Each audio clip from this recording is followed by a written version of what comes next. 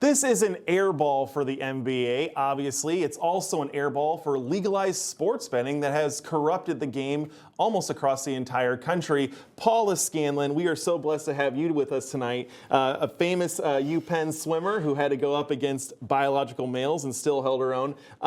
Paula, what's going on here? What's your thoughts? Yeah, this entire situation is definitely going to be big trouble for the NBA. I mean, people like to watch sports simply because they know that they can count on the game to be fair. They can count on the outcomes to not be rigged. With this entire issue, it shows first that what you're watching might not be real. But it also brings into play here is the sports betting situation. Sports betting has become legal, and they have this thing called prop bets, where you can bet on individual players, you can bet on things happening. And so if these people who are placing bets know who's injured secretly, and a lot of teams don't even reveal really exactly the extent of injuries, you know a lot more information, you can profit a lot of money, you can tell your friend, your neighbor, they can profit as well. I mean, sports betting is so new still, and it's going to be really interesting to see how it's regulated and what policies come into play here to change this, because the bottom line is sports, we like watching sports because we count them to be fair, and based on all of this, I don't know, the NBA doesn't sound so fair. Jason, I want to throw this to you because we were talking during the break. You know, obviously I'm not a prude. I would be a liar if I said I've never placed a sports bet. But I mean, I imagine maybe you participated. We all have been there where there's that weird thing that happens that shouldn't have happened. What's your thoughts on all this? And I mean, you are an NBA fan, so maybe we can talk a little bit about that. Yeah, so I don't play sports bets because I'm cheap, but I will say that, you know, Terry Rozier is really good at faking it because I thought he was trash anyway. But no, I'm kidding.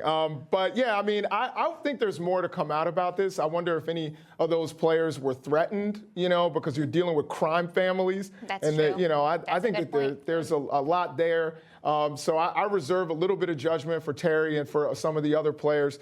Also, Chauncey Billups, what he's accused of seems really minor to me. It seems like he would just show up at poker games to kind of entice big name and big money players to play. And they're like, oh my God, there goes Hall of Fame basketball player and point guard Chauncey Billups, and, you know, current NBA coach. So I think, again, that seems really minor, a misdemeanor at best, you know, just to show up at a game.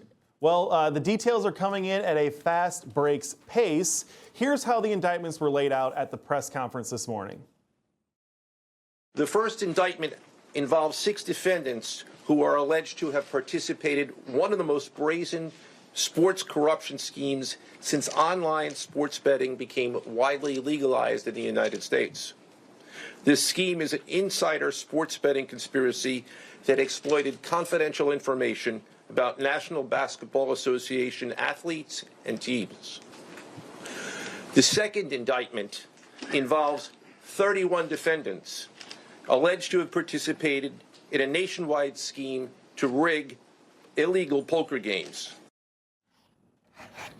Former player and coach Damon Jones was also arrested this morning and allegedly gave injury information on NBA stars LeBron James and Anthony Davis. Is this just the tip of the iceberg? Alex, what's your take here? It's quite possibly just the tip. I'm not really sure. I don't follow basketball. I'm not a sports expert whatsoever. However, I did, when I was first reading this story, I thought, do they not make enough money in the NBA that they have to get involved in gambling rings? That was like my first thought. The other one was, I think we talked, maybe it was last week, about J.B. Pritzker and how he made, what was it, $1.4 million from his blackjack habits. I'm thinking I'm in the wrong business. I should get into gambling. No, look, I can advise you to stay away from gambling. No, seriously, even when you start winning, Merce, they start like throttling you. And I've been banned from a few sportsbooks. That's how good I am. But, you're that good? Oh, I've got a whole system. But that's not it's rigged. Terry's rigged. You know what I want to know, Terry? Yes. I want to know if they do a movie, who's going to play Cash Patel. Seriously, they do a movie on this. He's going to be the one. It's a comedy. It's going to mock him. Look, this is something that even Christopher Wray, the former FBI director, they were on this. They were focusing, the FBI, they said, we're going to focus on the corruption in professional sports. So this was coming. This was definitely coming down the pipeline. I do agree with you, Paula. What is this going to look like from a laws perspective, regulations perspective, moving forward on sports betting? Because, you know, when you've got organized crime involved, it's malo, and really bad. And they're probably involved in other leagues, not just the NBA, if this is the case. Information. Truth is freedom. is Newsmax. It's real news for real people.